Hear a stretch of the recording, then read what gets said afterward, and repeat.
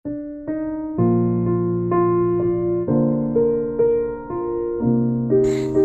si Maria Nina at ito ang kwento ng aking nakaraan. Isang kwento ng pagkadapa at pagbangon. Sa isang maliit na nayon, lumaki ako na puno ng mga pangarap. Gusto kong maging isang mahusay na manunulat. Sa tuwing nakakita ako ng libro, nais ko itong basahin. Para bang lumalalim ang aking imahinasyon patungkol dito at nais kong gumawa ng sarili kong kwento. Ngunit sa bawat kong paggamit ng aking tinta, may mga pagkakataong ako'y nadadapa. Isang araw, nagdesisyon akong sumali sa isang paligsahan sa aming paaralan. Ito ay ang pagsulat ng tula at itanghal ito sa entablado. Excited ako, ngunit sa likod ng aking isip may takot. Paano kung hindi ko ito magawa? Paano kung kabahan ako habang nagsusulat? Umawalan ako ng malay habang binibigkas ko ang mga salita. Baka hindi tama ang aking sinusulat. Sa kabila ng mga pagdududa, nagpatuloy ako sa aking pagsasanay. Pero sa araw ng paligsahan, habang ako'y nagsusulat at magpresenta, bigla akong nawalan ng ideya.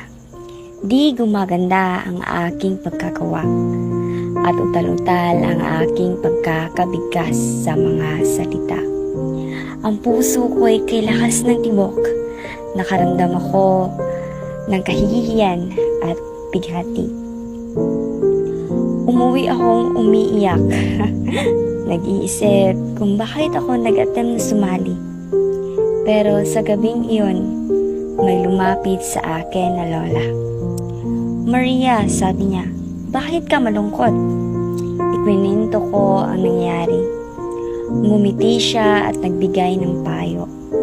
Ang pagkadapa ay bahagi ng ating paglalakbay. Sa bawat pagkadapa, may natutunan tayong aral. Huwag kang matakot.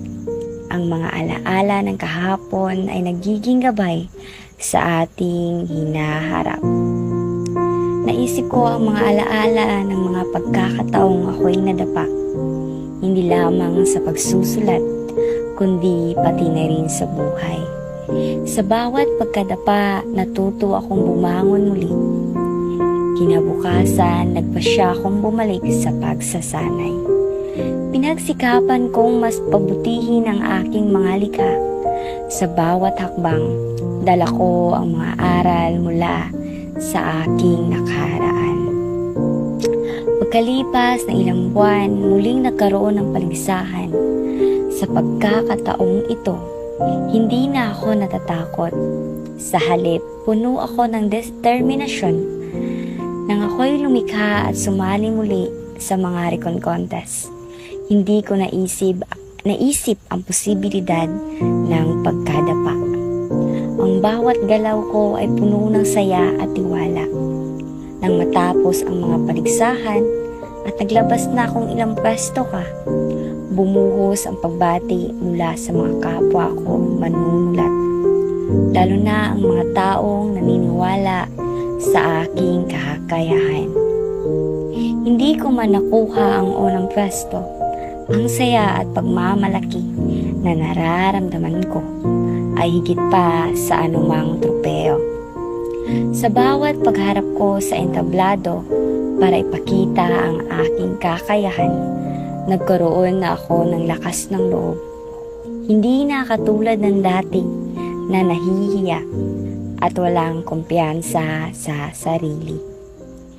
Ngayon, alam ko na ang mga pagkadapa ay hindi katapusan. Ang mga alaala ng kahapon ay nagbigay sa akin ng lakas at inspirasyon. Kaya't sa bawat bata na nadadapa, ipaalaala natin sa kanila